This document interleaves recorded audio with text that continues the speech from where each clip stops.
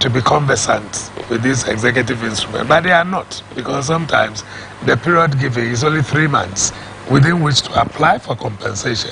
Before they say jack, so the it's like period an is emergency gone. acquisition. Oh yeah, before they say jack, the period is gone. And then you go and tell you, but we gave you 3 months, you didn't come. So nothing is paid. If after some agitation they decide to pay, that's another huge problem. Going to look for valuers and going to Land Valuation Board or the Land Valuation Division of Lands Commission as it is now.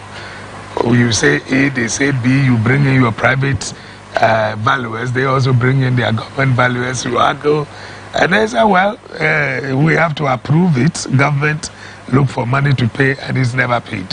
For the purpose of informing the general public, many of whom do not really know these matters of land, can you give me examples of some prime lands in Accra that were compulsorily taken by government? You can just cast your mind about the whole of the ministries. All of the ministries? The whole of the ministries. The other time we went to do a program at Accra Psychiatric Hospital, I was shocked. The extent of the land, that the wall you see there, you enter in. Now look at the airports. Can you see the extent of that land? The military barracks, the police barracks, you know, the universities. I mean, almost everything. The estate houses, they are all prime lands that have just been taken away from our people. And even the houses of parliament. Oh yes, parliament. I mean, add it to the ministries. Everything, Blackness Square. Well, anything that government thinks of that it wants to do in Accra, it just acquires the land compulsorily. And when the land is acquired compulsorily, this land which used to belong to a family, or as you say, Weko, what comfort do these families get? Nothing. And even when the estates are built, they don't benefit. Go to Tema, they don't speak Ga. The whole of Tema Township. Where I was born. Yeah. But I speak Ga. Oh, you do? That's very good. They relocated them from where they used to be to where they now call Tema Manya. And that is all they gave to them. The rest were built into estate houses, and who have benefited? How many of them? Dansoma, up to today, they paid no compensation. And there are cases in court. There are many agitations for these lands to be returned or for compensations to be paid. So what they do is that maybe around election time, when there are a lot of agitations here and there, then government decides to give something out. Now, one of the shiners I can give you is the one from Blackness Square all the way to the Bank of Ghana area, you know, Bishop Girls, which was taken, I've forgotten the name they want to call it, you know, I'll remember very soon and let you have it. They took so everything. It runs from Blackness Square past Arts Center all the way towards the Bank of Ghana. No, shares boundary with Bishop Girls and then the Baden Powell. All that had been taken away. So all the beachfront is taken? All the beachfront. Oh my God, beachfront is prime property. Including. But what does government need the beachfront for? Now, that is what I want to know. What does government need the beach? Because that is prime property that some Ga families can go into a private enterprise with some investor and build a state hotel or whatever. Set up companies to deal with that, to look for investors to come and take the land. But is that lawful? Yeah, as a former attorney general? No, it is lawful so long as it has been compulsorily acquired. What is unlawful is the fact that no compensation has been paid and no provision is made for the indigenous people to partake in whatever it is that government wants to do. So before you say jack, the whole place is again occupied by non-Ghanaians. And we're driving the local owners of the land away. Yeah. And now, from our studies, even our Pukwases and the Mayeras and the Midias and the rest are being taken over for estate houses. Let me ask the difficult question that may displease a lot of people, but one of my professors at university says, whenever you think and speak you will offend somebody. Sure, sure. Because if you have to actually think and actually speak, and not just speak in an anodyne manner, but speak in a way that is either positive or negative, sometimes the good will be offended and sometimes the bad will be offended. Is there a weakness in chieftaincy or in the local government of the Gadangbe community that allows government to, for want of a better expression, get away with impunity, grab land and yet not pay compensation? Because I doubt if this happens in the Ashanti region. It happens everywhere. But mostly in the Ghana. Because it's the capital, the pressure is more here. But you have the same issues with Ashanti and some parts of Eastern region. You know, once you have what they call regional capitals, the government has interest in trying to develop those areas. But the pressure is more in Accra. And it's annoying to some of us that if you don't develop the other areas, you like, for a want of better word, say rural areas. If you don't develop them, then everybody will rush and come to the capital because, because of the rural-urban migration. Yeah. I grew up to know that there's tap water. I mean, nobody will ask me to go and fetch water from a stream. True. Or just go get up in the night and just switch on the lights. There's nothing about lanterns or sono. No. So whilst we complain about the land grab, we must also look at the benefits to the people suffering the land grab. The schools, because if I tell you, if you look at the history, the very first professionals were almost all Gadangwes. All the first hospital doctors, whatever, engineers, accountants, pharmacists, all Gadangwes. What is Gadangwe presently, where you're the president, doing to seek redress for the land grab situation and compensation? Well, that's exactly the point I make to you. That is one of the things we are fighting. Government seems to understand, both the two major parties seem to appreciate it. You remember Mahama made the point that he was going to set up a committee to look into it. The Baumia actually set up one, that I chaired myself. And so what I'm talking to you about are things that I know firsthand because we met the people and collected the information. So we know where the problems are, Labadi or La. They will tell you about their trade fair, the two big, hotels, Labadi Beach Hotel, La Palm Royal Beach. They will talk to you about the AU Village and La Wireless, Cable and Wireless. These are problems on this side. Then you come to this side, they talk about the military, establishments. The same with Teshi, military establishments. You go to Asere, they will talk about same Cable and Wireless somewhere where they do their Dakuman, Cable and Wireless. There are problems there. Then you go to Dansoma, they will tell you about Dansoma acquisition. There isn't much complaint about cantonments, is there? It is. And Laboni. It is. There is complaints there. Those are vested lands. Government took these lands and vested them for proper development, and gave it out to, their own people, and Lands Commission would you recommend that a certain percentage of such vested lands, when developed, be given to the owners of the land who lost their land? We are talking 50, 60 years back. It is never too late to do the right thing. The point I'm making is that they took these lands and developed them and gave it to their cronies. Look, this gave it to their cronies. This gentleman who became so popular in Accra. Hold it for a second. Hold it for a second, His Excellency. I find it very interesting and quite adorable when I see a politician speak of politicians as though he wasn't a politician. If they gave it to their cronies, should we say you are part of the people that gave it to their cronies? Yes, why not? Our people, but That's why I was going to give you the history. If you remember a name called Atokwashi. Of course. And the saying Gashikon Gamanomi.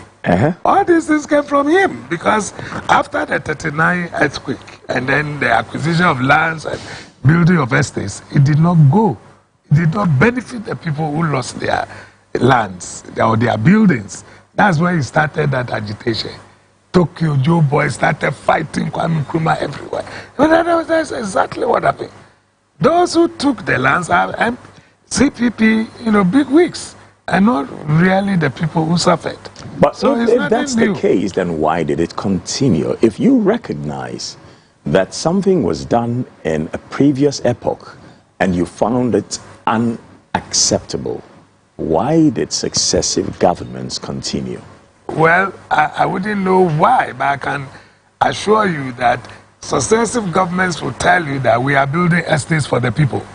So they finish with the estates. Now, so many estates make sense. That's what I'm telling you. For example, you build and somebody say, okay, those who can afford come and we'll make allocation. But this is what I'm saying. Are you fighting so a certain small percentage will be reserved for the people who lost their land? I understand, but I'm saying that this is why I told you 50, 60 years. The thing is gone. So you are talking about new, in South Africa, they were fighting for lands. Yes, that were taken many years ago. They took us. They took them through what they took us to. They gave them political independence and took away the economic independence.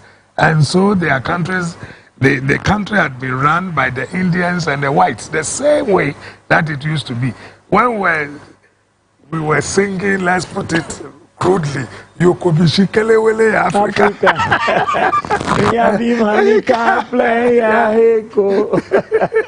When we're singing those things and believing that we're going to have a Republic of Azania, what happened? Nothing. The name has remained South Africa. Nothing. And they've lived the same way, and they take it upon us, the blacks who go there. Rather, when they become annoyed, they kill Ghanaians and Nigerians that we are taking. I was there recently, and I had a very fantastic driver who took me around because I went there for a job to host a big event. And this driver was telling me, I was asking, why don't I see a lot of us here? He says, what do you mean us? I mean, like people who look like you and I. He says, oh, we live in the townships. We live in the townships. And I said, and you travel all the way to come here? I've never been to the townships. Next time I go, I will make sure I go there. They created Bantustans and the rest, apartheid system and all that. So it's a system, the way the system is crafted. Now look, we want to build estates for our people. We need land. So they build it and say, well, those who can afford, come for it. But like you're saying, right from the beginning, knowing that you are taking land which belongs to individuals, a certain group, you should have given them a percentage. I used to advise, I still advise the Nungwas too. And at a point they came to tell me that Reggie Manuel was looking for a big land, the one near Papaya, to build one of their very first estates. And I said, look, don't let us make the mistake that our people made previously. Let us reserve 1/3 of all the estates they are going to build to your people. Let's get Gadangwis. So at least during Homowa, you see people cooking, and when you go to the area, you can get some Ga people. So the culture will be present. Exactly. But if you give this thing to them and tell them, give it to whoever, you're going to lose out. Before I could say, Jack, they've done just that. So you can go and pay a visit there, behind Papaya, and see whether you can see it. Don't you go away. We are master of the game with our special guest, His Excellency Ni Ayikwe Otu, former Ghana ambassador to Canada, and actually our former Minister of Justice and Attorney General. When we come back, I'm going to ask him, what is it that makes some land more valuable than another? And then we are going to go into the story of great Ga Adangwis, whose names we should remember and celebrate in Ghana, our motherland. Here we go, only on Master of the Game, right after this.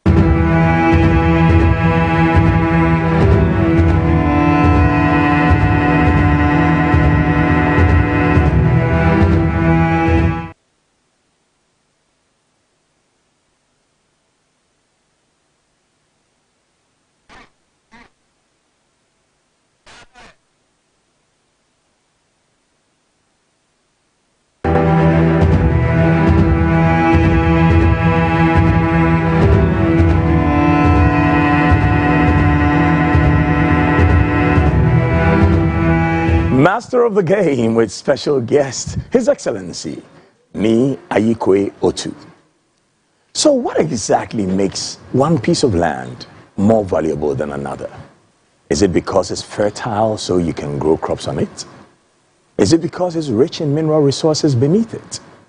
Is it because it's by the front of a lake or the sea so you can have a picturesque view? Is it because it can hold more people? What exactly is it that makes one piece of land more valuable than another? Well, if you ask me from the point of view of what the Gadangmis are talking about, the whole idea of naming it as a capital. If you find the land within the capital city, then every piece of it becomes important and valuable, except that with time, you know, we used to have these Pokwase, Samasama, Midia, and the rest, which was not developed. Which were considered lands on the edges. Outlandish, But then you had more of, you know, the Accra Central. Then we moved to East Legon. Then we started talking about Spintex Road, Accra Central itself. Then you talk about Roman Ridge, Laboni, you know, cantonments, Adabraka, you know, those places, that development. You find development there, of course. Once you bring a third route, that land, you know, the value changes immediately. Because people don't want to go there because they have difficulties as to how to even access their own homes. But once you bring them roads and the rest, you open up the place. You know, so generally, all of the lands in Accra, today, I don't know whether you've made an attempt to go into Pram Pram or Ningo and ask yourself how many hours you'll be in traffic. The people have run away from Accra Central. Yet the lands are very expensive. Exactly. Apart from the beachfront and whatever, people have just run away from here and it's now there. Pram Pram and Ningo. You spend hours trying to get there. But that's because if you have a piece of property there, the air there is cleaner than in the heart of Accra. Of course, I mean, that is one, but how many people take that into consideration? All they want is a piece of land to develop. And if they cannot get it in the center of Accra, and it is now... Then they'll go to the borderline lands. They'll just go. You know, Kaswa, I don't know whether you've tried to go to Kaswa and to see the traffic there. I think Kaswa is a state by itself. We should call it Republic of Kaswa. You see, can you imagine the population there? You know, and when you are traversing between that place, it's terrible. So the whole idea of, and you remember when this government came to power, one of the first things it did was to modernize, to talk about modernization of the capital. And so, fortunately for them, the one who modernized Singapore appears to be still alive. So they even brought him to Ghana to come and advise. It is through his ideas that you had these Pokwase interchanges and all that. And from what we read, he is saying that apart from Central Accra, Kaswas and all those Pokwases and the rest are now part of Central Accra, which can be developed quickly. But on that note, let me challenge you, because you are the chairman, the regional chairman of the National Patriotic Party. Am I correct? No. I'm the Reconciliation, chairman of the Reconciliation Committee. Oh, that's after the primaries. That's a powerful committee. So you're ready in case you lose to ensure there's reconciliation. So after the primaries. Yeah. You know, we only after the primaries. Yeah, so after but aren't you sitting on anything after the election itself? No, I'm a member of the Greater Accra Council of Elders. The Council of Elders? Yes, so we advise. Now, let me make the point I want to make before I come to this next one. If you have the opportunity to speak to Lee Kuan Yew or any of his successors to help to make this country better, modernize it, and according to the promise of President Nana Akufo-Addo, make it the cleanest city in Africa, what do you say about that today? What have we achieved to that effect? See, let me tell you, we politics itself, this 4-year cycle itself, is a huge drawback. We talk about freedom of speech. We talk about separation of powers. We have all the organs of state, the press, whatever has been the watchdog and all that. But you see, when everybody is thinking about the next elections, it becomes a problem because there are things you want to do but you don't want to offend others. And there are things you want to do for people to see that you've performed, for which reason they should renew your mandates. So you may have the best of ideas, but you come into office and then you are confronted with this kind of, next elections and things. I was a member of the Manifesto Drafting Committee in 2016. I will tell you that I see it as one of the best that we had. The manifesto? We spoke about... You mean the manifesto? Yeah, in terms of development.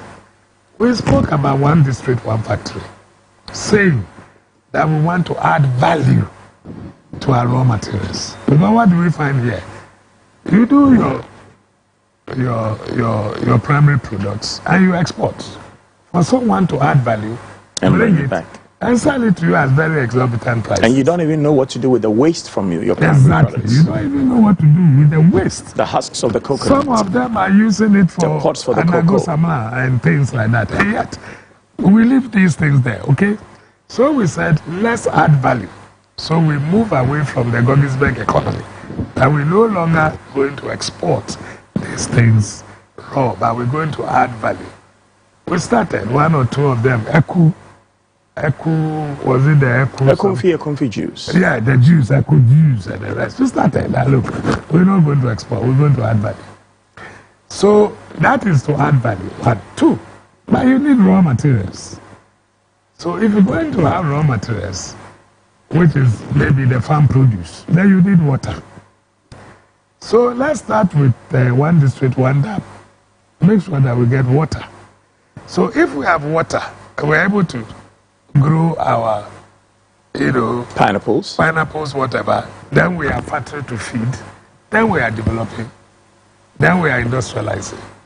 What happened? And then you oversaw the West Galamsey, so you destroyed the water. Even don't go there for now. But this is how we started it. So what happened? That we could not sustain it. And then we even went all the way to talk about building one district, one warehouse. These things that we spoke about were not for joke. Yeah, but you didn't do that. No, we did. We started. No, you didn't. I don't want to bother you to give me a list.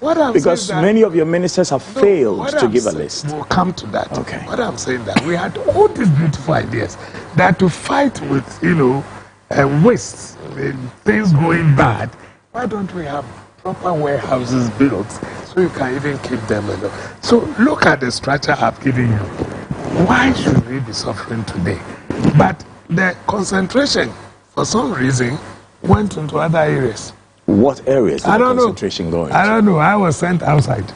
I was sent outside after we... So you cannot criticize the things that are going bad, maybe? Not necessarily. The point I'm making is that I don't know what might have changed the focus of what we had. And this is a cabinet matter. It's a collective decision. So you go and sit in cabinet. And have you forgotten?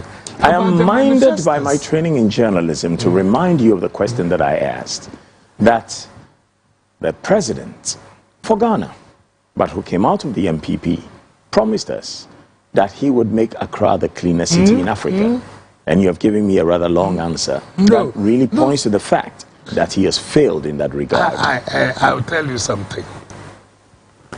You know that we even went further to set up a Ministry of Sanitation.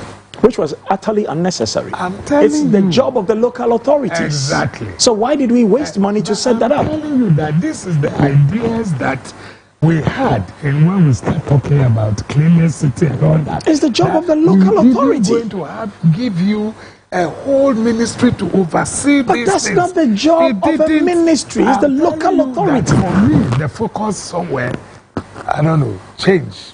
So I know that I am not going to get you to say, no, my party didn't do well in this or that. And I really do not expect to get that out of an ambassador, because an ambassador speaks in a manner as to ensure that he uses the right amount of vinegar and the right amount of mayonnaise so nobody ever gets offended. But, truth be told, promises of politicians must be taken seriously, not always with a pinch of salt, because it is not their own pocket money they are using to develop the nation. It is the taxpayers' money. It is the people's money.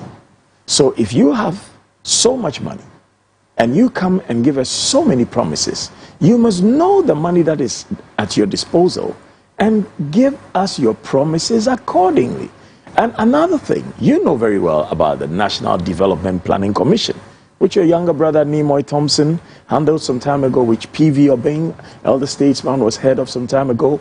Why do we need another manifesto from everybody every 4 years, when the National Development Planning Commission should have a plan for Ghana for the next 20 years, and every politician must pick from the menu in that plan? Where is the obligation for every politician to speak from there? You see, then what is the need of the National Development Planning Commission? So we are working with a constitution. The constitution gives the mandate to whoever wins to run the country. Winning an election also means coming out with a manifesto. So are you then accepting that the Constitution is actually at loggerheads with some of the institutions we have set up? Because at the end of the day, whether the institution is there or not, once the president wins, he does as he pleases. Because in the very Constitution, the president is told to bring out economic and social programs for the first 2 years. It is also in the Constitution. Now, you see, there was an attempt to amend the Constitution, and this National Development Commission thing came up to see whether it could be given traction, some legal force behind it. And the advice is that no, you are running an executive presidency. You're giving the power to a president to run for 4 years. He succeeds or fails. At the 4 years, the people will. So why are we paying people at the National Development Planning Commission the salaries and the perks we're giving them, if we are saying this is a beautiful vehicle we have created, and stay there, run as you will, but we will not use you? Yes, until we agree as a people that we're going to go by whatever they're going to bring out. If it was Nimoy Thompson, was it 40 or 30 years or something? He came out with a certain number of years plan, like Kwame Nkrumah's 7-year development plan and the rest. Kwame Nkrumah was in charge, he had all the power, he could do anything. Now you have a constitution and somebody can take you to Supreme Court to tell you that you can't do what you are doing because it is not contained or sanctioned by the Constitution and all that. So it's a huge problem. I agree with you. It's something that we have discussed over and over the years. That what is the use of the National Development Planning Commission? So they come out with good ideas. When the young people... Now you see what I remember, VCIC Crab led the Constitution Drafting Committee, and when this thing came, it was again given to him to look at it. And he said that, look, it is nothing more than an advisory board. So they have every right to go and sit with the president and the president. Have tea. The way you are going is eat some biscuits. Let's go this way. And go back home. They keep advising him. Yes. Is that similar to the Council of State, which also has a place in the Constitution? Yes. But which may give the president advice, but the president can just say... It's not bound to take, because they went to Supreme Court to test it. So why do we have that as well? Oh, of course, they are useful. There are times that they can talk to you. What is it? Let's say you and I put together money to form a corporation, and we decide to have a board of directors, and we make one of your children the chief executive of the company. But he's not obliged to take the advice of the board. Mm-hmm. But then why do we need the board? Well, that's a different kettle of fish, because we are talking about a government. I told you already, you have chosen an executive presidency and giving all the power to him, and people thought he's too powerful. You gave him all the power. But if you appoint over 700 people, blah, blah, whatever. But when the president who appointed you, President Kufuor, was running for his second term, he talked about how there was too much power, in fact, for his first term, how there was too much power in the presidency under President J.J. Rawlings, and that he will reduce the amount of power vested in the presidency. And he didn't. He couldn't. He couldn't, because you need a constitutional amendment. Everything you find there, except those that they will tell you have become spent. You finish with it and it's gone, that's all. So it is spent. Otherwise, it continues. So until you write a new constitution, some of these things as a former Attorney General of Ghana, do you see Ghana as a dog that is chasing his own tail, running around in circles? No, you see Ghana as being run by a constitution. Until you amend any provision of the constitution, you are bound by it. That is all there is to it. And how is that constitution helping us? Do you think it requires amendment or is good as it is? Well, there has been various television programs, other seminars on these amendments to the constitution. They are very good parts of the constitution. I'm not one who will rush for an amendment. I tell you, because we have run it for about 30 years and it's worked well for us. And like the American Constitution, which has gone beyond 200 years, unless we have just few amendments here and there, 26 or so, we begin to learn and we bring in conventions, to assist us to do things properly. So when you have difficulty, you go to the Supreme Court. And let me tell you the beauty about Supreme Court. I have a problem with the Supreme Court, and I will come to that. I'll tell you why I am saying there's something beautiful about it. They are not bound by their previous decisions. This is the problem I have with the Supreme Court. I will tell you why. I'll tell you why. Go ahead. Let me learn something here. You should be very, very comfortable with that kind of provision. Go ahead. Look, how many judges go for vetting at the Supreme Court? Go for vetting at Parliament before they are. How many of them? Once you pass law school, you can go to Supreme Court. But only Supreme Court judges go for vetting. Exactly. You see, there's some politics about it. What they are doing there is almost like a political court. So they can give a decision today which will injure a certain party. Exactly. And then another one will come and cure it the next time. You see why I'm telling you? There's something beautiful about it. That also means there is nothing good or bad in Ghana. No, it is only the Supreme Court that decides. No, it's the same with the Supreme Court of America. Look at it. Look at Trump. Why should I look at the American judicature and say that is... I don't think it is better than most countries. That's the democracy that we are all trying to, But if it is bad for us, do we have to ape others? The British one of divine right of kings and whatever, they are... people who have achieved nothing, but just they were born into royalty, making all monies and deciding it's not the best. So let us go Republican and let's go to let's talk and come to a conclusion, which is a better option than getting a despot who you didn't give birth to. He's not your relative, but he's controlling you. I'm saying that. Look, Trump and all the things he did, the Supreme Court of America was able to say that he has immunity for everything he did as a president. Do you understand?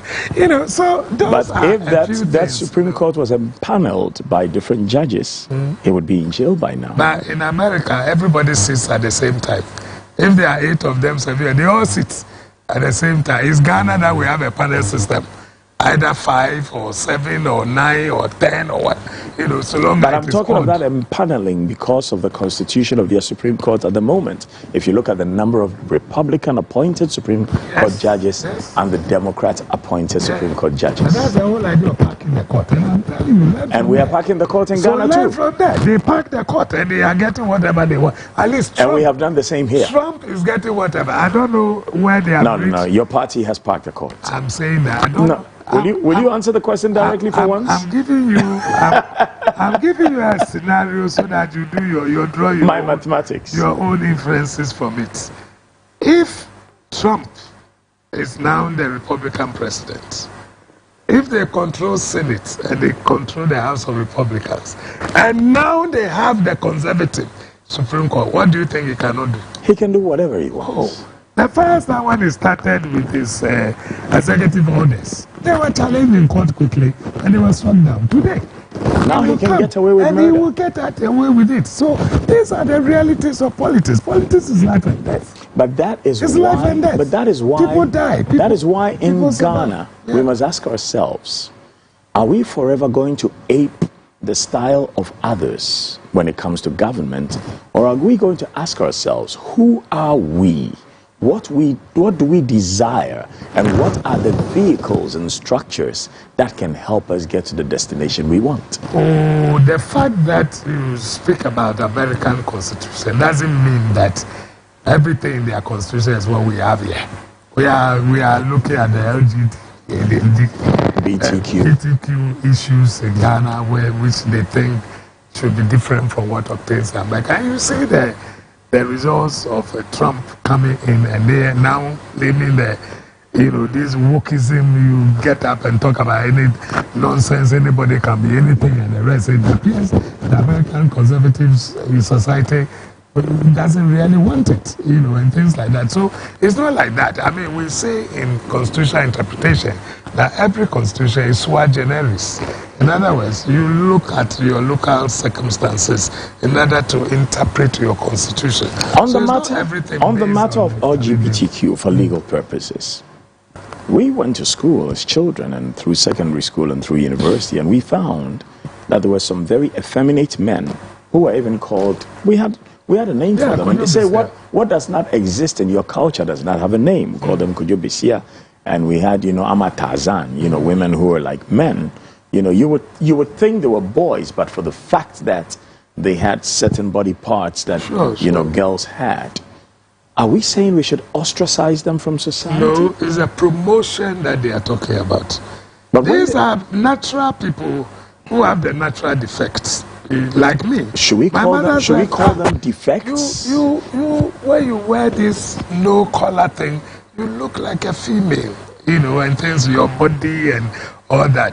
You may, those who, right from their youth, you see clearly that they are not. But should we call those defects, or should we call them just different from what we are used to seeing? That is why we tolerate them. We have already tolerated them and called them Kujobisia. Now, should we promote it and tell a girl that, look, you are born naturally a girl, but if you feel like a boy, do transgender things and call yourself a boy? Is it proper? You are promoting and helping them. People who may not have that idea. It's like when we're growing up, you don't recall. If you try to write with your left, I'm left-handed. They will beat you. No, a teacher tried, and my father came to the school. My father came to the school and won. You are very lucky. But you see, doesn't that tell us that we ourselves were very feeble-minded, and that maybe we're doing the same mistakes with these people who haven't gone out of their way to offend anybody, but may have been born a certain way? And we are saying it is the promotion. That's what I understand. So what do we want them to do? We want them to exist, but they should hide? All those we call Kujobisia, we know them. A lot of them, the men went into. So what do we want them to do? We know them. So what do we want them to do? Let them live. Let them exist. Should they hide, or should they just live their lives freely? I don't think that law is aimed towards them. They are saying the promotion, trying to teach people about gender and the rest, is what we don't want. It is not, that is what they are complaining. I think you are born that way, want to live that. Please go on and live that way. We know you. We call you Kujubisa. It's okay for us. It's okay for us. But should we consciously, somebody tells me that in America they are fans, and so they bring the fans here and want to promote it in our schools? No. Or if you sign it into law, we are going to withhold our aid to you. So don't sign. What do you think they are doing? Why do you need aid in the first place? Oh, it's not necessary, because we are at a point we realize, okay, let me tell you. Why do you need aid so much so that people can dictate what culture you have in your society? As a former minister, I got to know that we have a budget, something they call budget. Something they call budget, yes. That budget will talk about revenues, and it will talk about expenditure. Then they tell you have to balance. then you find that the revenue you are bringing in is nothing to write home about. Maybe 30% of all the expenditure that you have lined up. Isn't that where you should take a decision on Ghana? You know, you do what you need before you do what you want. In Ghana, how do you say that? Oh, I feel only here, I don't feel no tower, no feel. I agree with you, you know, but the point I'm making is that mini cathedral. No, I will come to that. The point I'm trying to make to you is this. You have a certain structure which has been built by the colonial people and left to you. But they are gone. Yes, but you inherited it. Yeah, but you're over 60 years old. Yes, but the civil service and the public service remains. But you've had governments and you haven't been able to change them. I'm coming to that. They remain because you need them as your secretariat. Yeah, but you've had governments, you've had leaders, you've had thought leaders. And you are doing what the ex-husband used to beat this woman. He has left the woman. You have married the woman. You are beating her too. Yet you are complaining about the ex-husband. Who are you? Now let me learn for you to understand. At the end of the month, you are not going to pay. You are not able to pay your workers. What happens? At the end of the month, I'm not able to pay my workers. Well, I'll have to go take a loan and pay some, but I'll have to let some go. Exactly. Or decide that the people should go. Meanwhile, they finish school and they have no jobs, and that becomes your headache. So I need to create a certain format where I can train them to be entrepreneurs. Very good. So where do you get the money to train them? Why I get the money to train them? Well, taxes. How many people are in the formal sector? So why are people in government who cannot think of ways to get more people into the formal sector? No, when we were young and we watched television, they will come and sit on it. They always tell you we have to widen the tax rate. Isn't that what your party said before you came into power 8 years ago? Many years when I was a young man. When I am not going to go to 20 years ago. No. I'm going to go to those who are in power today.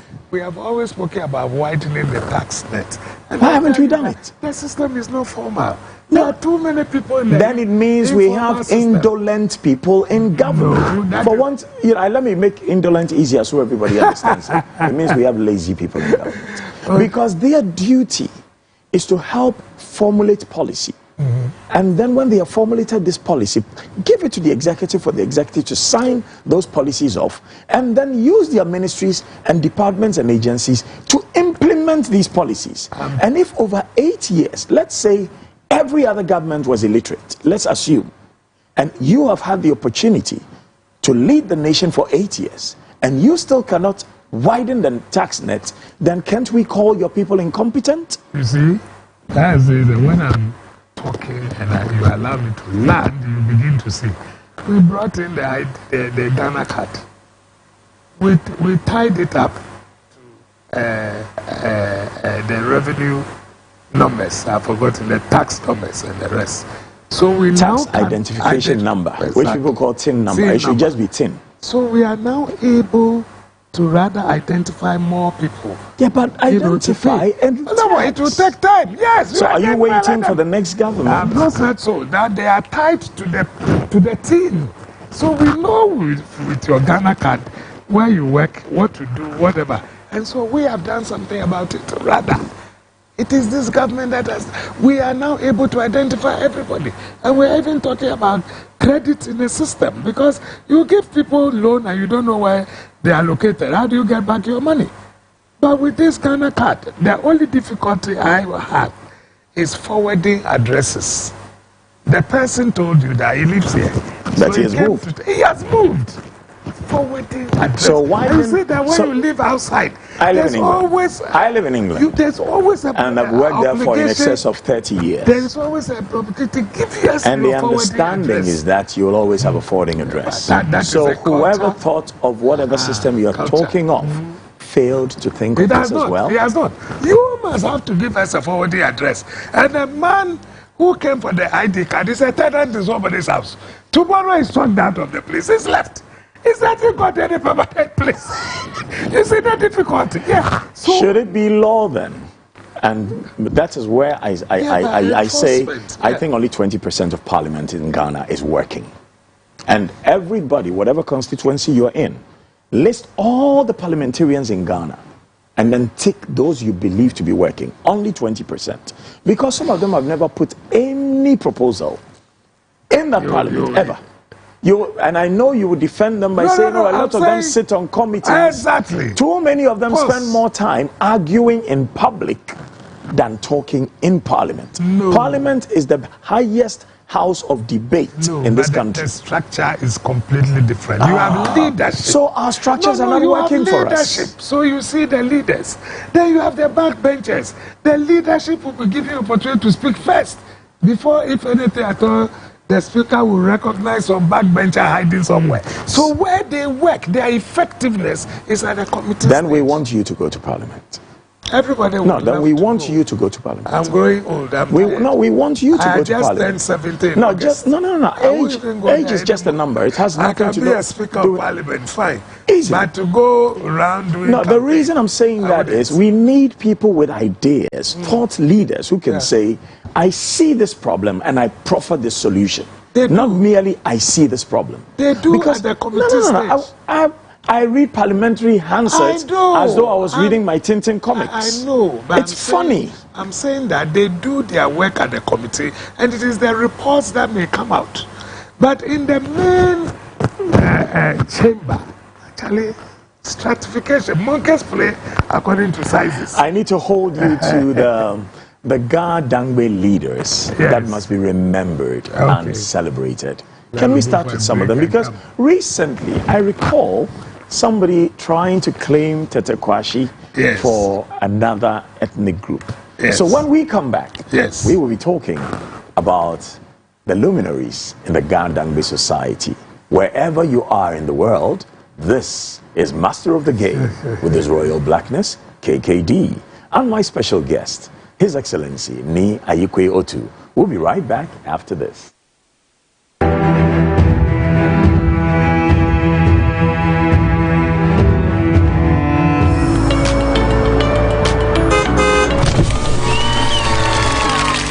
Young lady, why are you standing here looking so disappointed? I'm a university graduate. I've been searching for a job for over 4 years, but all my efforts have been in vain. Don't worry, I have good news for you. Alan Chematin is guaranteeing 3 million jobs for the youth of Ghana. All you need to do is upload your CV on the 3MJ platform. To register, first, upload your CV. Second, enter your personal details. Third, select your area of interest. That's all. Thank you, Alan. You've changed my life. Then remember to vote Asieho for Alan on December 7th.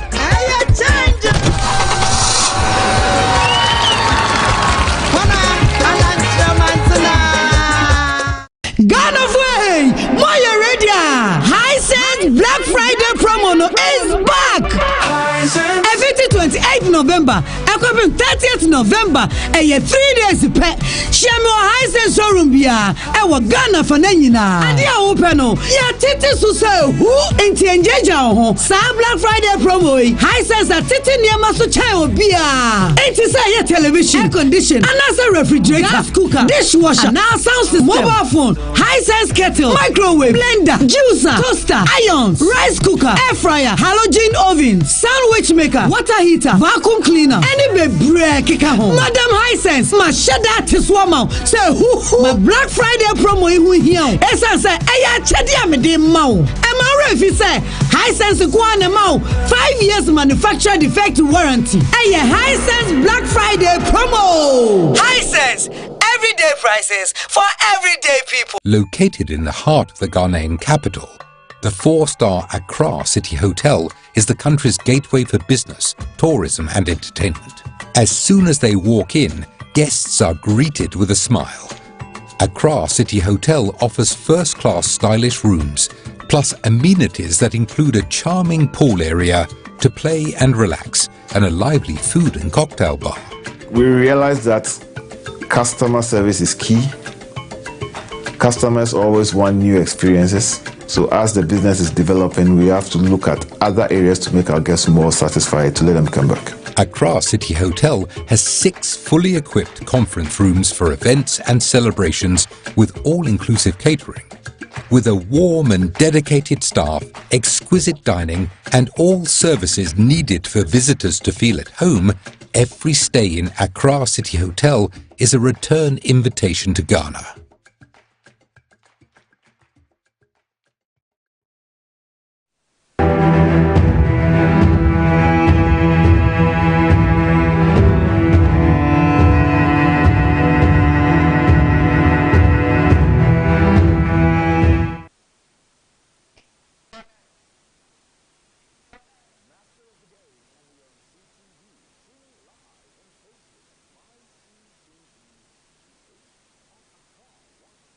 FM, on Class 91.3 FM, and on YouTube at MyCTVGH, Class 91.3 FM, Facebook, MyCTVGH, Accra 100.5 FM, Class 91.3 FM, and YouTube, MyCTVGH. Hey, there's good news. Birthdays are for celebrating, and today is the fabulous birthday of our former president, His Excellency John Dramani Mahama. We wish you long life in love and vitality, in wisdom and dignity, in beauty and sincerity, and in peace and prosperity. And the Honorable Ayikwe Otu has a message for you. My brother, I wish you the same. We are statesmen, we are politicians. Elsewhere, some are Republicans, some are Democrats. In Ghana, some are, MPP, others are NDC. And then some are CPP. Some are CPP, these are the two dominant ones. We don't have any fights. All we want is to help to move the process of development further. So we wish you well in your campaign. Only that we hope our party emerges victorious. enjoy the rest of the day.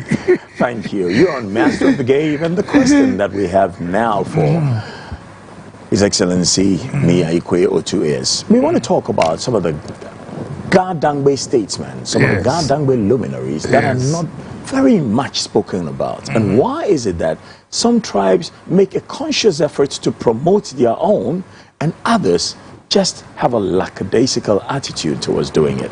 Well, to say lackadaisical is to assume that they have equal opportunities, but they are shirking their responsibilities. You think they don't have equal opportunities? They don't. Why? I've told you already that we are one of the smallest tribes. Surprisingly, when you put the tribes together, Ga-Dangmes take the 4th position. But when we talk of Akan, it's not one group, it's not Asantes, it's not, but everybody who speaks Akan. We can put all of them together to become, Akan. Fortunately, they are not about 50% of this country's population.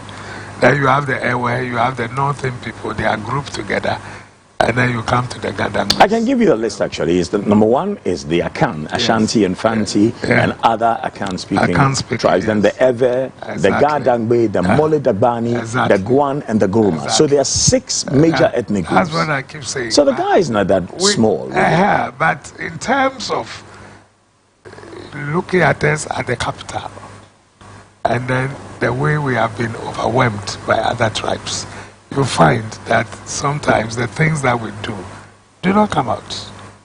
It's because, now I'll give you a shiny example.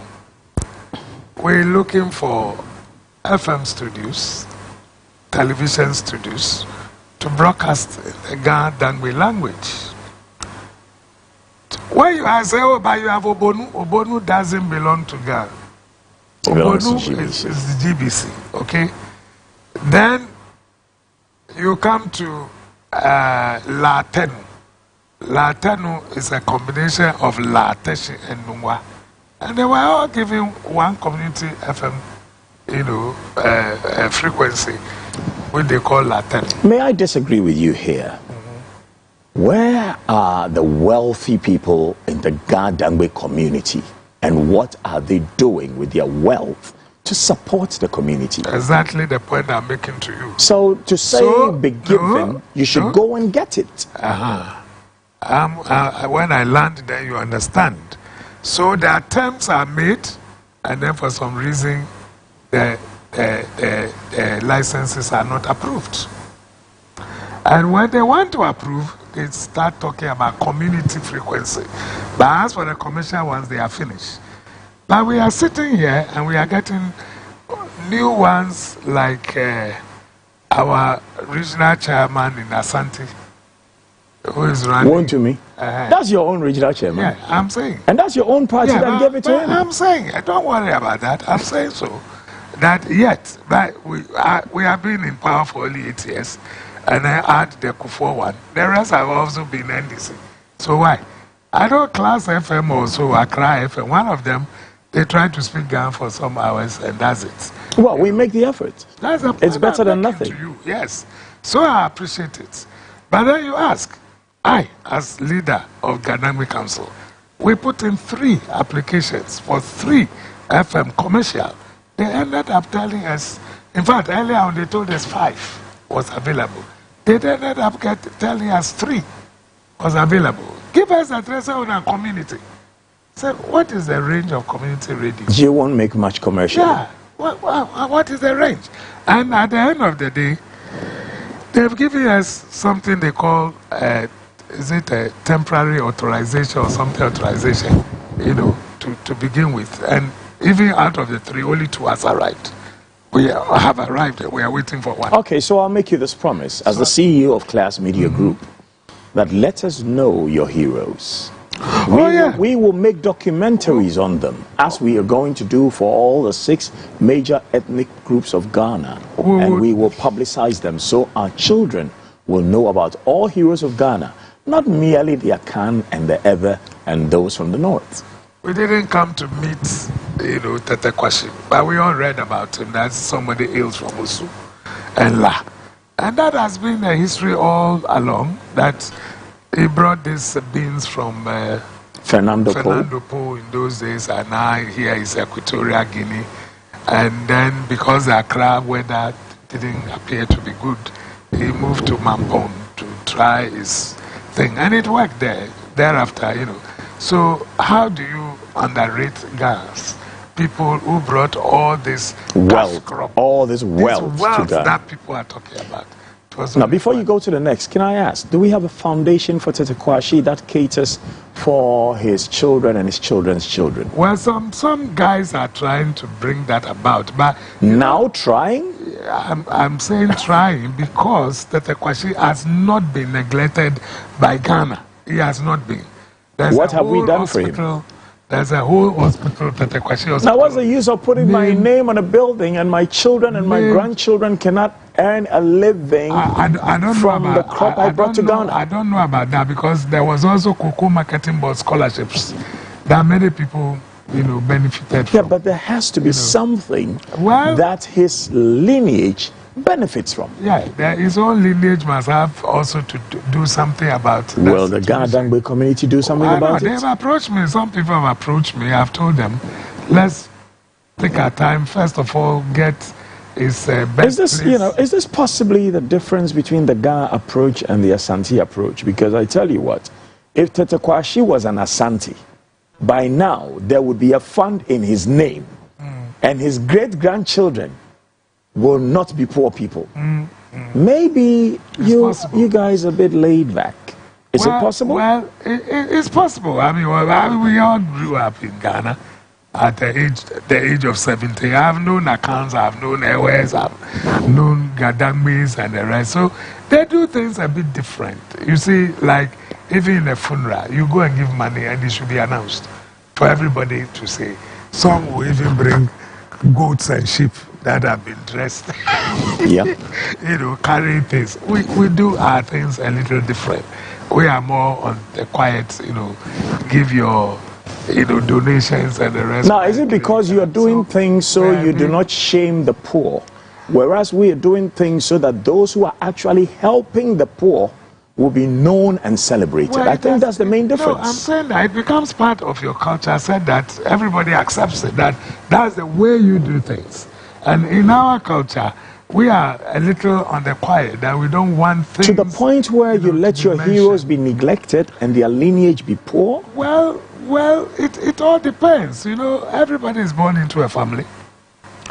you want to fight your family legacy. Exactly. You know, if there is a house, there's one big house I always talk about, Akwe's house in Accra, you may know. I mean, with that name, everybody, let's go. Kojo Sadi. Kojo Sadi, anyhow. So, the people too must have to help themselves somehow. But it's a project that we are looking at. I mean, he came to me, we looked at it. I even wrote a speech for him when he was going to. And then he went and neglected the speech and wrote his own. I became a little bit annoyed with him and all that, you know. But we're trying to look at it because of the capital city, you know. There are a bit of movements left and right, and sometimes things get a little milky. You see some people in La claiming that is La. Some people say, no, he was born in La, but moved and settled in Osu. So as for Osu, everybody knows that is his ancestral home, you know. And so sometimes you get some of these, you know, you are in the city and we say, let everybody come and live with us. You know, that's another thing. Yeah, but everybody must not come and live with us so that we become the slaves on our own land. Well, when you are overwhelmed and somebody will tell you lived in Britain, is it not becoming an Indian city? You see, more Indians are, you know, getting trashed and living there. Oh, we have the Jews too. Yeah. And now we have the Russian oligarchs. You see, so but we have a few Ashantis doing well there too. Yeah, but there are guys, we recently celebrated our homo with the Gamanche there and all that, because that was the first place people started going. America was not the thing, it was UK, you know. So the same thing happens in other places where you have, you know, because they will tell you, I can't do menial job. I mean, how do you ask me to go and sell dog chains on the streets? You know, I'm a so a guy living on Ga land finds it very difficult, you know, to do any other things that others. So the Fantis come to Accra to sell coconuts. Ashantis come to sell food. The Northerners come to sell food. The Ewes, when we're growing up, were all the carpenters we knew were all Ewes. Yeah, but now even the kinky business is being taken over by other tribes. I'm not sure about that. I am telling you. I'm not sure. The Fantis are making Ga kinky. Oh, they do. They do kinky. They are kinky eaters today. So let's go to other notable Gadangwe people. So Akwaje is definitely one of them. Akwaje is one of them. What would you say is his achievement, really? Oh, his achievement is that it was he, and these were stories that he told me himself, because he happened. You met Akwaje? Oh, he happened to be a lawyer. Did he take a picture? When I was the general secretary, you know, national secretary of the bar, we decided to, you know, do some honor them posthumously and those who are alive. And I was in charge, so I had to go and sit with him at his house. And I was telling me the story of Nkrumah. You know that. But you need to share the story. I'm going to keep quiet. Tell us the story. But for him, Nkrumah would never have gotten to wherever he's gotten to. Why? You know, I think they attended the same university in America, and he tells me that. Was it Lincoln? Lincoln, I think, that they used to call him Kofi Yua. Then once he told him his story, his birthday, and he said, no, you are Kwame. You cannot call yourself Kofi, you are Kwame. Looking at the story you've told me about your birth. So he like, is it a Gielepo? He really rechristened him. Yeah, exactly. You know, and named him Kwame. So they were like this. So it was Francis Kofi Ngoloma to now Kwame Nkrumah. Yeah, Kwame Nkrumah. So when he came to Ghana, and he was invited by the UGCC to become the general. How did he get invited? It was Akwaje who was invited. You see why I'm saying that everything starts with him. So Akwaje was, I said, no. Look, I know a friend there who can organize better than me. You see how the Ghana people are. He will not put himself up when he knows he cannot do it. So I know somebody who can do the work you are looking for. Let's bring in Kwame Nkrumah. And they brought Kwame Nkrumah to Ghana. And look at the rest, they say, is history. All that he has. But it's all from Akwaje. So he was a selfless man. Very, very, very, very. Then you talk about Dede Ashikinshan. Dede Ashiklisha? Ashikinshan. She used to fund the party, didn't she? Yes, there's a Ghana woman who was very rich, was doing a lot of flower business. He adopted Kwame Nkrumah like a political, baby. That look, whatever money you want, we're going to fund you. And she was not the only one, but Ghana women then at Makola came together to help to put Nkrumah wherever. It is said that Nkrumah came with just his briefcase. He had nothing, And no, he had something. I disagree with that. No. He had brains, not brawn. No. So to characterize him as having nothing, I disagree with you. He didn't have anything. No. We disagree with that. He had brains. When it comes to cash and wealth or something. He didn't bring material wealth. Yeah. Yes, that was mental wealth. Agree, but he brought something else. So they assisted him. There are people who tell you where he lived first. They were all Ghanaians who gave him a place to go and live. And the Ghana together decided that they were going to support him to stand at Udududu. Now, then called Ashedu Keteke. That's where he stood. And they voted massively for him against, who was it? One of the Ghana icons who was on the UP party ticket, and he won. And he became, leader of government business eventually. Was he just destined to lead Ghana, Kwame Nkrumah? No, we could have asked him to go and stand in Nkrofro, and I don't know who would have seen him, But we put him to the capital, the heartbeat, where all the fight was, with Bedema, another Ewe, Bedema, who came in, and together with the Ghana people, were able to push. Let's get them back on track with some of the Ghana Dangbe leaders that we should be celebrating. Yes. Then when you get to the police service, for example, Gedangbe is Tayo Majite, E.R. Majite. Had the position of what they call like the first Ghanaian police officer to be appointed commissioner of police in the Gogos, equivalent, became first head of police force, equivalent to IGP. IGP, yes, true. We had Dr. Boja Bendowuna, first African registrar of the University of Gold Coast, Professor Kwate Boy Mamon, Kwate, the first urologist. You remember? The first urologist in Ghana. I'm telling you. Remember there was a group of doctors who went to do pro bono work outside and they were coming and got involved in accidents. And about 4 of them all perished. I think he was the leader of that group. He was also the first lecturer in anatomy at the Ghana Medical School. Wow. Professor C.O. Kwakupom, first eye specialist. In Ghana? Yes. VCRC Crab was the first parliamentary draftsman. He did a lot of work.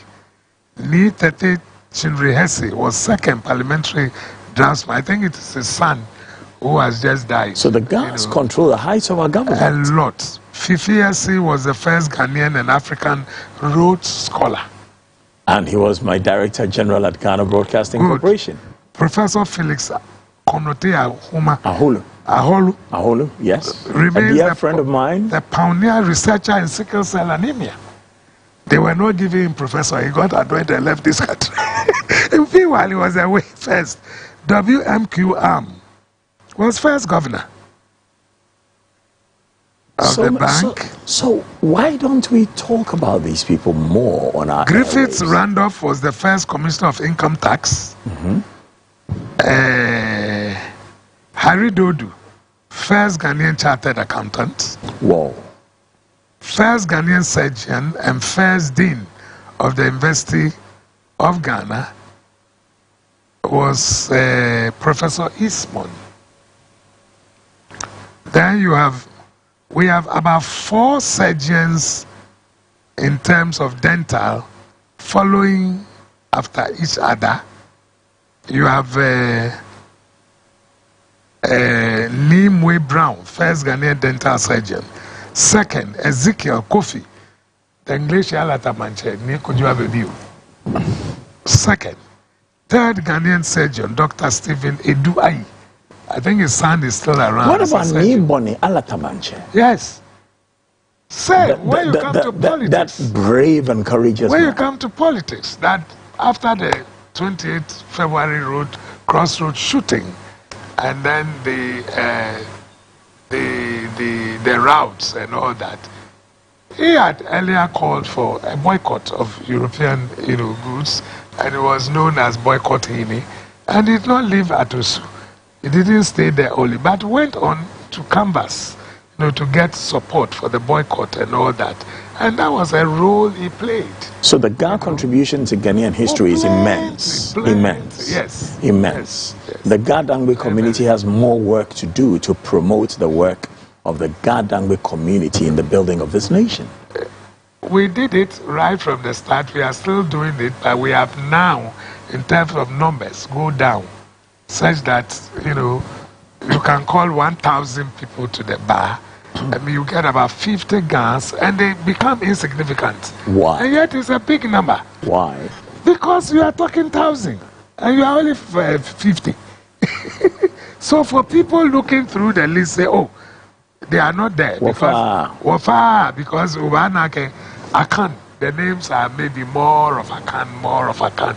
But you must understand that in terms of population, we are talking about 48% of Ghanaian population. So we still playing the roles that we have to play. But we for example, we intend the Council of Elders of the MPP intend to do something on Tuesday at the Manchagbuena, to showcase, the Ga Dangmes who are in the MPP. You talk about Shuanshi, Ishi Rado. I mean, how can you say these things are Akan names? And we who brought it out now are playing second fiddle. No, but you're only being used at this moment because you're trying to use it to get the Ga vote. I mean, you've had 8 years. How many times have you done anything in celebration of the Ga people? No, I'm saying that we want to come out with some of these things, for them to know that we are still there. It's said that in terms of numbers, we've gone down. There was an attempt to maybe reserve the party chairmanship, to Ga. We got Alajete, we got... Peter Alajete is one of the statesmen you should be mentioning. Yeah, sure. We got Alajete, we got Odoi Sykes, and the rest in that order. We got Jake Ubechebilamte. And E.T. Mensah. Yeah, E.T. Mensah. I mean, the Temple's Band. Temple's Band. That's one of the Ga names you should be mentioning. The king of the island. I have everything. It's a long list. It's quite a long list. It's a whole write-up that I have. I think I should bring you and another Ga, so we do a whole program on that one. Today is your day. I'm thinking of publishing it, so I don't want to share. That's why. But I have quite a lot of all the first and others that I have, including the new ones in all other spheres. And the Wulome. Yeah, when he brought about this cultural, music thing. And the Jajiloy. And all that, So, and I saw... And Kim Bruce. Yeah, Kim Bruce. Kim Bruce. All the early ones. Can you sing any of the Kim Bruce songs? Me, I have a bad voice, so I don't sing. No, but if you know the lyrics... When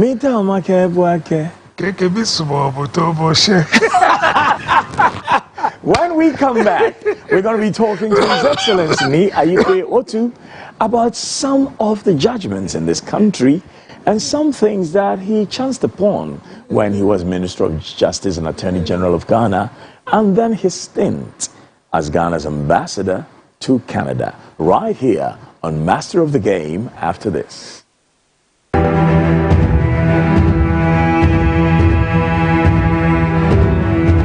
Ghana way, Moya Radio, Hisense Black Friday promo is back. Every 28th November, 30th November, 3 days pet. Shamo Hisense showroom bia, Ghana for Nenina. Adia openo, ya titi suse who inti enjeja ho. Sa Black Friday promo, Hisense a titi niema so chayo bia. Inti say ya television, air condition, anasa refrigerator, gas cooker, dishwasher, na sound system, mobile phone, Hisense kettle, microwave, blender, juicer, toaster, irons, rice cooker, air fryer, halogen oven, sandwich maker, water heater, vacuum cleaner. Any be break home. Madam Hisense, my shed that is woman. Say who my Black Friday promo who here. Esa say eya chedi me de mau. Emma if you say Hisense go on mau 5 years manufacturer defect warranty. Eya Hisense Black Friday promo. Hisense, everyday prices for everyday people. Located in the heart of the Ghanaian capital, the 4-star Accra City Hotel is the country's gateway for business, tourism and entertainment. As soon as they walk in, guests are greeted with a smile. Accra City Hotel offers first-class stylish rooms, plus amenities that include a charming pool area to play and relax, and a lively food and cocktail bar. We realize that customer service is key. Customers always want new experiences. So as the business is developing, we have to look at other areas to make our guests more satisfied, to let them come back. Accra City Hotel has 6 fully equipped conference rooms for events and celebrations with all-inclusive catering. With a warm and dedicated staff, exquisite dining, and all services needed for visitors to feel at home, every stay in Accra City Hotel is a return invitation to Ghana.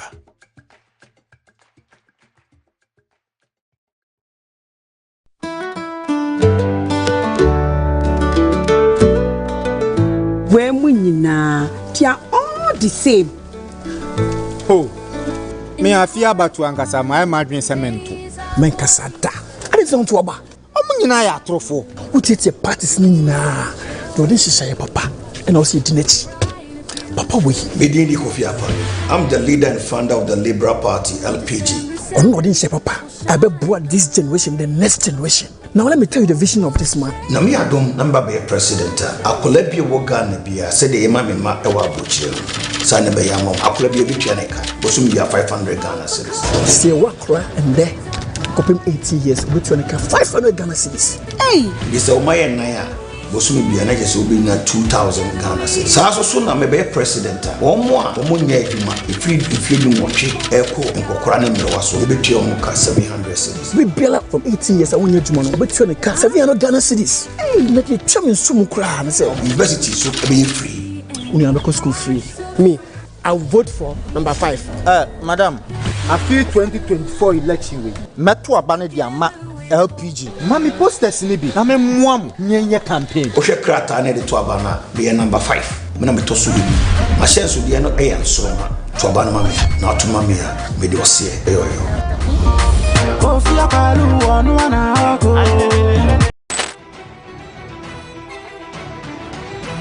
Your election stronghold is here again with the most comprehensive election coverage. The moment to choose between resets, upgrade, and the others.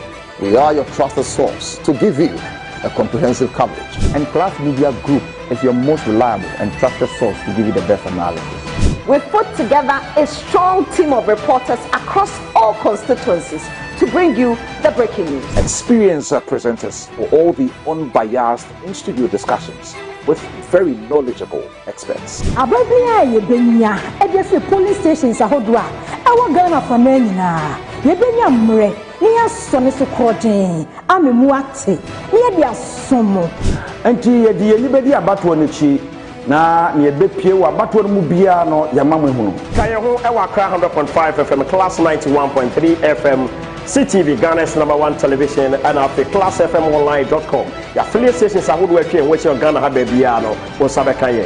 About to ombre, Sabaso who about to know Sanswa, Pasua full of Class Media Group, your election strong group.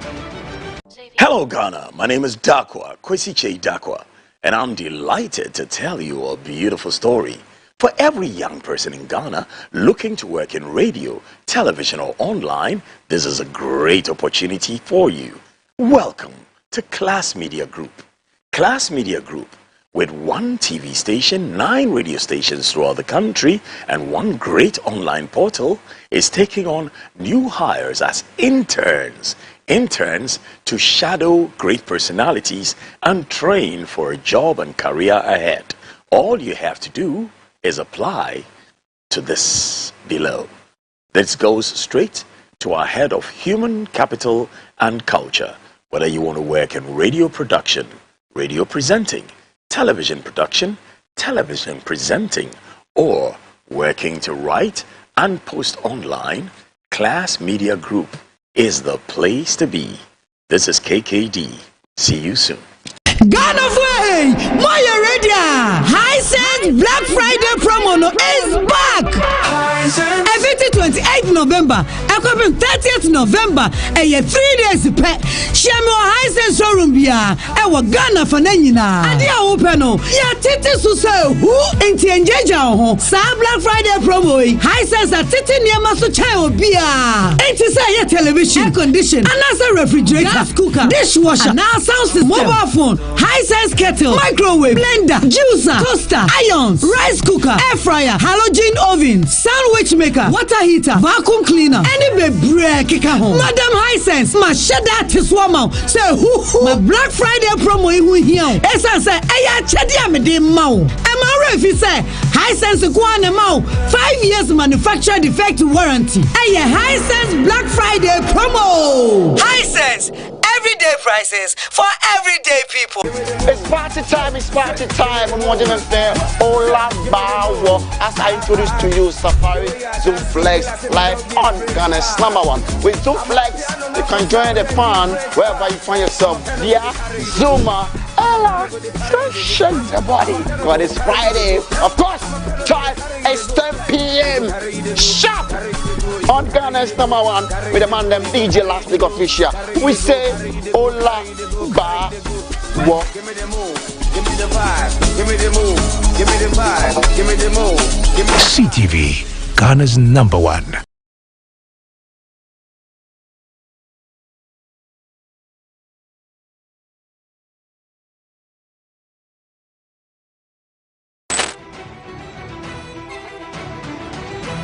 Your election stronghold is here again with the most comprehensive election coverage. The moment to choose between Reset, Upgrade, and the others. We are your trusted source to give you a comprehensive coverage. And Class Media Group is your most reliable and trusted source to give you the best analysis. We've put together a strong team of reporters across all constituencies to bring you the breaking news. Experienced presenters for all the unbiased in-studio discussions with very knowledgeable experts. Ababia yebenya edese police stations ahodwa awo Ghana for na yebenya mre ni asone so kroden amemu ate ni de asomo enti ye de libedi abato nechi na ne bepie wa abato mu bia no yamamwe hunu kaye ho e wa kra 100.5 FM class 91.3 FM CTV Ghana's #1 television and at the classfmonline.com. Your affiliate stations are good working which your Ghana have biano or Sabakaye. About to ombre so who about to know Sanswa. For full of Class Media Group, your election strong group.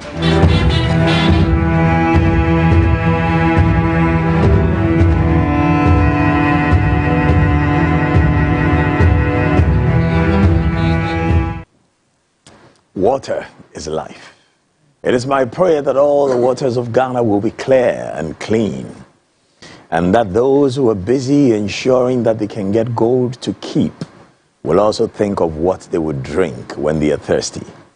And not only what they will drink, but also the water that the poor will drink. For if the poor have nothing to eat, one day they will eat the rich. You're with me and a very special guest, His Excellency Ni Aikwe Otu on the program, Master of the Game. And at this point, I want to find out what it felt like when His Excellency John Agyekum Kufuor tapped him to be the Attorney General of Ghana. Remember at the start of the program, we spoke about Lee Kuan Yew. And if you read his book, he talks about the need for us, when we're looking for appointments, make appointments, to at least get at least 3 names from which to choose. So I was more with the Ghana Bar Association as a national secretary and was not into that much of politics, because they would tell you that we are the voice of the voiceless and we should not be seen to be partisan. So I was doing my thing when I had that call. Then I found out how did it come about. And he said, well, he spoke with the Ghana Bar Association, asked for one name, and my name, 3 names, my name came. He asked for, he went to the judiciary, asked for 3 names, my name came. He went to the law faculty, asked for 3 names, and my name came. I was the only consistent name. The other name was Stanley Amatefi, who is now deceased. So that was 2 guys. Yeah. You appeared thrice, and he appeared maybe twice. I appeared thrice, and he appeared twice.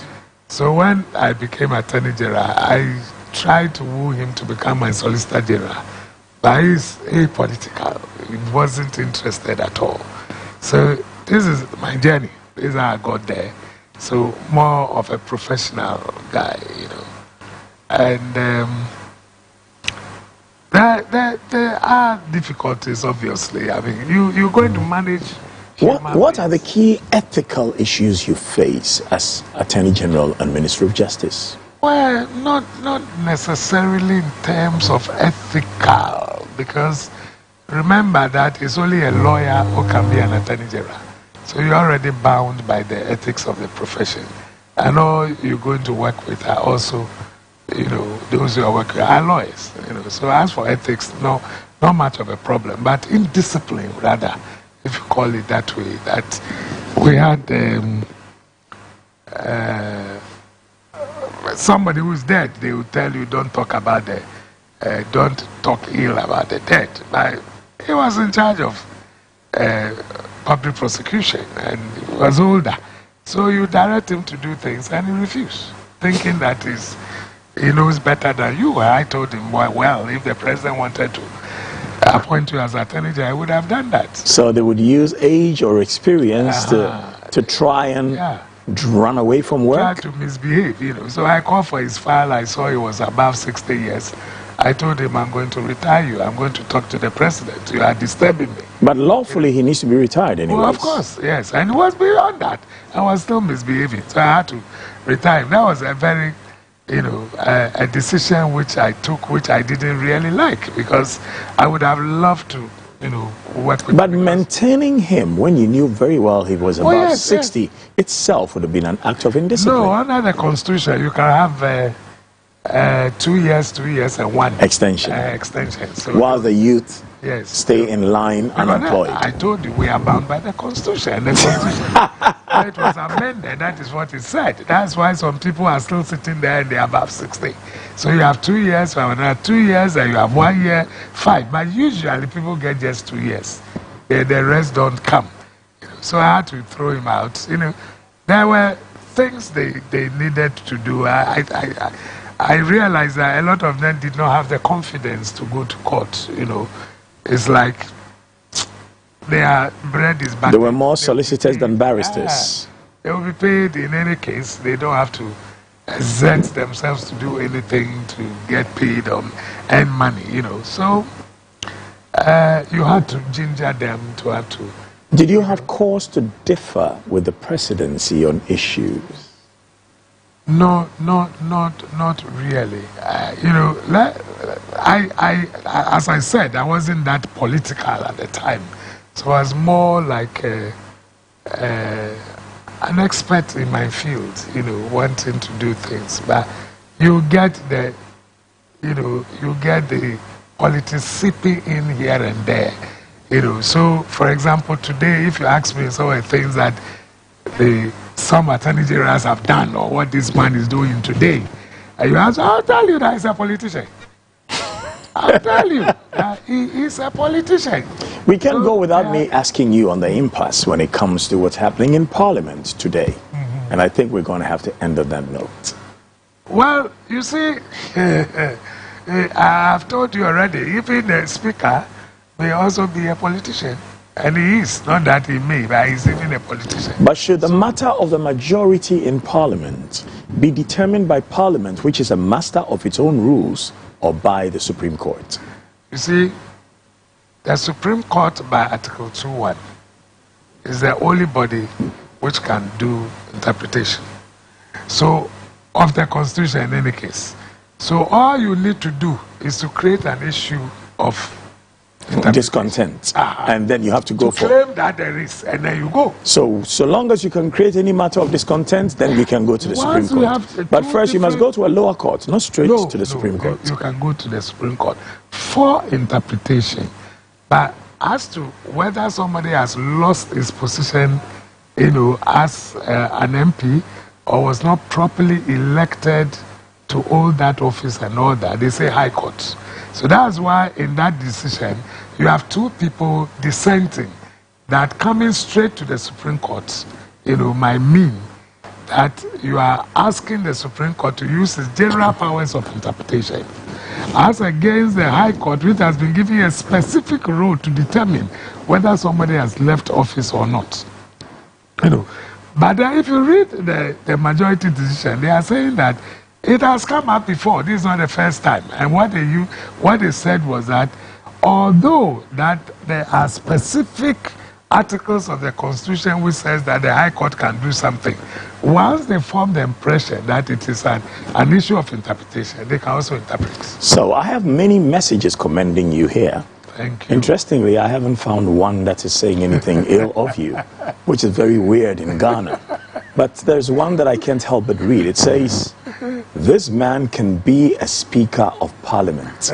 And he says, Honorable Ayikwe Otu for Speaker of Parliament. Is this something you would take seriously? I wouldn't bother at all. I remember when I came down in 2020, the elections were about, to happen. And people were just talking about that, and we thought it was going to happen. Unfortunately, it didn't happen. So President Kufuor liked you sufficiently to make you Attorney General and then make you the ambassador. No, it was rather, when I left President Kufuor, I became the chairman of SIC. Yep, I remember that. But then you moved to Glyco. SIC is government. And Glyco is private. I started with Glyco many years at Abosokai. Okay. Was our friend. So it was Nanado who sent you to Canada. In 2017. So it means there's a great likelihood another president, if we have an MPP person for president, or maybe even if we have an NDC person for president, to make you Speaker of Parliament. And in that case, if you were a Speaker of Parliament, what would you do in the shoes that the Honorable Babmin occupies today? You see, it is said that it's not everything that you can use the court, to resolve. There are some that you can talk, Jojo, and use the political angle. You see, now you have gone to court and gotten a judgment. Can you and enforce it? Can you force the president, the speaker, to reconvene Parliament? And if you heard what the majority leader keeps saying all along, that you cannot compel him. You can only use constitutional means. But in the light of, who is in the right? Who is in the right here? For now, yep. The Supreme Court had given its ruling that the 4 people still remain. But what is happening is more a political game. The minority is saying we will not recognize what the Supreme Court has said, so as for us to leave the majority side and go and sit at the minority side, because we constitute the majority. Unfortunately, when Parliament is reconvened, then our people say, we don't want to fight with you, so we are sitting in our office. Then the Speaker says, well, I don't have the authority to take decisions because you are not there. We have to go. It looks like some institutions in Ghana cannot count. Thank you very much for joining us on Master of the Game. We'll be back every Monday and Friday, only on CTV. Thank you, His Excellency Nia Ikwe Otu. Thank you. Have a lovely day.